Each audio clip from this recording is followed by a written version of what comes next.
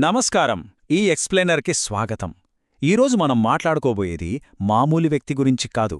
భారత స్వాతంత్ర్య సంగ్రామంలో దేనికి తలొగ్గని ఒక అగ్నిపర్వతం, మన నేతాజీ సుభాష్ చంద్రబోస్ గారి గురించి.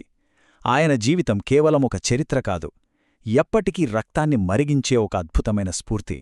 అసలు ఈ అసాధారణ ప్రయాణం ఎక్కడా ఎలా మొదలైందో ఇప్పుడు చూద్దాం.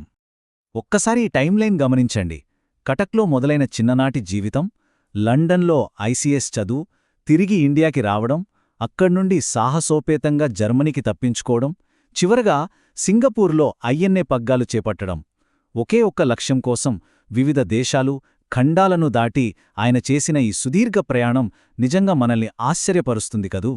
సరే, ఈ ఎక్స్ప్లెయినర్లో మనం ప్రధానంగా 6 కీలక దశల్ని కవర్ చేయబోతున్నాం.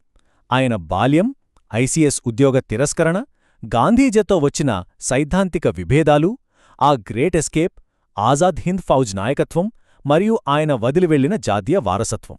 ఇక ఏమాత్రం ఆలస్యం చేయకుండా నేరుగా మొదటి అంశంలోకి వెళ్దాం. మొదటి భాగం ఆయన తొలి జీవితం మరియు ఆయనలో ఆ దేశభక్తి రక్తం ఎలా ఉప్పొంగిందో చూద్దాం. నేతాజీ ఒరిస్సాలోనే కటక్లో ఒక సంపన్న కుటుంబంలో జన్మించారు.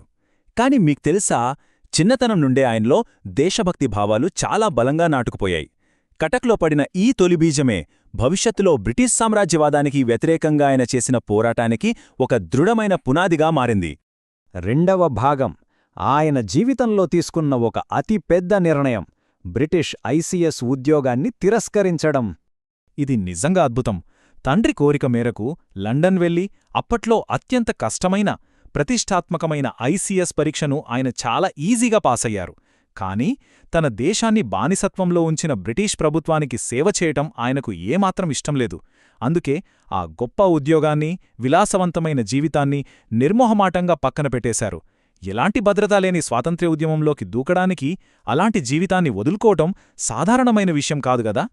ఇక మూడవ భాగం జాతీయ రాజకీయాల్లో వచ్చిన ఒక కీలకమైన సైద్ధాంతిక ఘర్షణ గురించి మాట్లాడుకుందాం. ఇక్కడ మనం అర్థం చేసుకోవాల్సిన అత్యంత కీలకమైన అంశం పద్ధతుల్లో వచ్చిన ప్రాథమిక విభేదం. ఒకవైపు మహాత్మాగాంధీగారి నాయకత్వంలో కాంగ్రెస్ అహింసా మార్గంలో పయనిస్తోంది. కాని బోస్ గారి ఆలోచన వేరు. బ్రిటిష్ వారిని తరిమికొట్టడానికి కేవలం శాంతియుత మార్గాలు సరిపోవని, సాయుధ పోరాటం ఖచ్చితంగా అవసరమని ఆయన బలంగా నమ్మారు. ఈ సైద్ధాంతిక విభేదం కారణంగానే ఆయన కాంగ్రెస్ అధ్యక్షుడిగా ఉండి కూడా తన నమ్మకాల కోసం ఆ పదవిని, పార్టీని వదులుకోవాల్సొచ్చింది. ఇక నాలుగవ భాగం ద డేరింగ్ గ్లోబల్ ఎస్కేప్, బహుశః చరిత్రలోనే అత్యంత ఉత్కంఠభరితమైన ఘట్టమిది. రెండవ ప్రపంచ యుద్ధం మొదలవగానే బ్రిటిష్ వారు ఆయనను చాలా కఠినమైన గృహనిర్బంధంలో ఉంచారు. అక్కడే అసలైన ట్విస్ట్. ఆయన ఒక పఠాన్ మారువేషంలో భద్రతా బలగాల కళ్ళుగప్పి అత్యంత సాహసోపేతంగా అక్కడ్నుండి తప్పించుకున్నారు. ఆఫ్ఘనిస్తాన్, రష్యా మీదుగా అంతర్జాతీయ సరిహద్దులు దాటి శత్రువుకు శత్రువు మిత్రుడు అనే వ్యూహంతో ఏకంగా హిట్లర్ సహాయం కోరడానికి జర్మనీకి చేరుకున్నారు. ఆలోచించండి, ఈ ఎస్కేప్లో ఉన్న థ్రిల్ నిజంగా ఏ హాలీవుడ్ యాక్షన్ సినిమాకు తీసిపోదుగదా.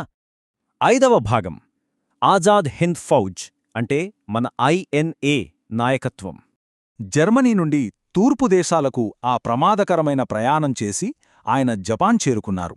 అక్కడి నుండి కీలకమైన మద్దతు సంపాదించి తన కార్యకలాపాలను సింగపూరుకు మార్చారు. అక్కడే ఆజాద్ హింద్ ఫౌజ్ నాయకత్వ బాధ్యతలను స్వీకరించారు. ఆ క్షణం నుండి భారత స్వాతంత్ర్య పోరాటం ఒక కొత్త, ఉగ్రమైన సైనిక రూపాన్ని పంతరించుకుంది. మీరు నాకు రక్తాన్నివ్వండి, నేను మీకు స్వాతంత్ర్యాన్నిస్తాను. వావ్, ఈ ఒక్క మాట చాలు కదా నరాల్లో కరెంటు పాసవడానికి. ఈ ఐకానిక్ నినాదం ఆనాడు దేశవ్యాప్తంగా ఉన్న యువతలో అగ్నిని రగిలించింది. స్వాతంత్ర్యం కోసం సర్వస్వం అర్పించడానికి ఆసియా అంతటా ఉన్న భారతీయులను ఈ ఒక్క పిలుపు ఏకం చేసింది.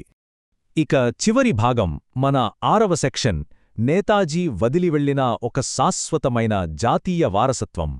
1945లో జరిగిన ఒక విమాన ప్రమాదంలో ఆయన మరణించారని చరిత్ర చెబుతున్నప్పటికీ ఆయన సృష్టించిన స్ఫూర్తి అక్కడితో ఆగిపోలేదు. ఆయన పరాక్రమం, ఆయన మనకందించిన ఆ పవర్ఫుల్ జైహింద్ నినాదం దశాబ్దాలు గడుస్తున్నా నేటికి ప్రతి భారతీయుడు గుండెల్లో సగర్వంగా ప్రతిధ్వనిస్తూనే ఉన్నాయి. అదే ఆయన నిజమైన వారసత్వం. మరి ఎక్స్ప్లెయినర్ను ముగించే ముందు మిమ్మల్ని ఒక ఆసక్తికరమైన ప్రశ్న అడగాలనుకుంటున్నాను. ఆ కాలంలోనే మహిళల కోసం ప్రత్యేకంగా నేతాజీ ఝాన్సీ రాణి రెజిమెంట్ ఎందుకేర్పాటు చేశారు, లేదా మిత్రదేశాల కళ్ళుగప్పి ఆయన చేసిన ఆ డేంజరస్ అండర్వాటర్ ప్రయాణంలో ఎలాంటి ఉత్కంఠభరితమైన సంఘటనలు జరిగాయి. చరిత్ర పుటల్లో ఇలాంటి ఎన్నో అద్భుతాలు దాగి ఉన్నాయి. ఆ లోతైన చరిత్రను మరింతగా శోధించడానికి ఈ ఎక్స్ప్లెయినర్ మీకొక స్ఫూర్తినిచ్చిందని ఆశిస్తున్నాను. సెలవు.